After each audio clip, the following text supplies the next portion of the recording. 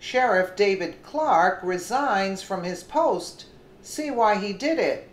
Sheriff David Clarke has just now resigned, says the Chicago Tribune. Milwaukee County Clerk George Christensen said on Thursday that he got a resignation letter from Sheriff David Clarke. Here is what Sheriff David Clarke said about Charlottesville. He supported his response and was one of the very few people to do it.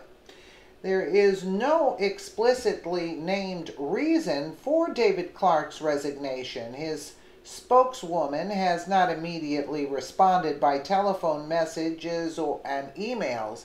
Clarke rose to national prominence in May after announcing that he'd taken a job at Homeland Security. It was never confirmed. He withdrew his name later.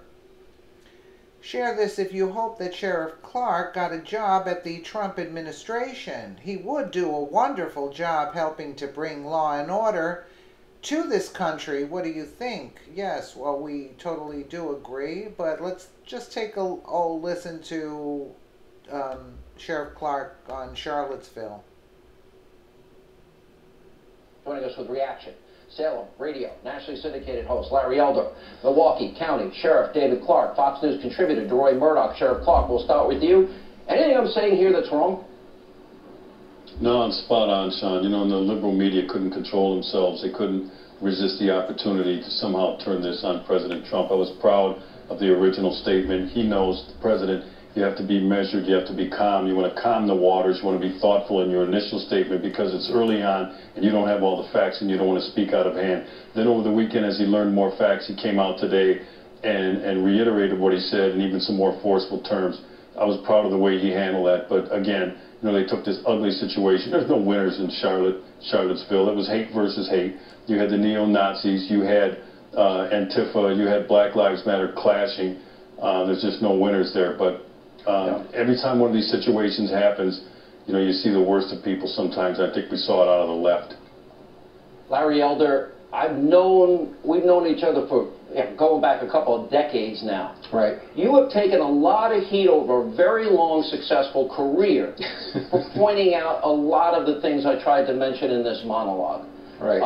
Why the double standard? Have you figured it out? I haven't been able to figure it out, but I'll tell you, 1963, I'm 12 years old, Governor George Wallace, a Democrat, stands in front of a school door and defends segregation. Fast forward, Sean, 28 years later, David Duke runs as a Republican, gets zero support from the Congress for his candidacy. The RNC puts out a statement blasting his candidacy. George Herbert Walker Bush called him a racist. The only time we ever see David Duke again is when cable news digs him up. The man hasn't been relevant in decades.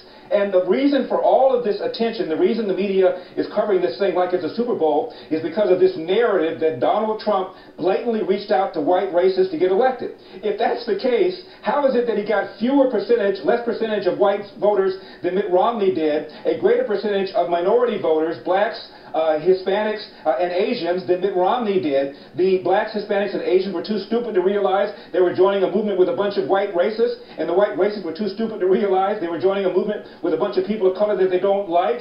Come on. You know, DeRoy, am I right as I watched this weekend? And I just decided, I made a decision. I'm going to watch this. I'm going to absorb this. I took notes all weekend.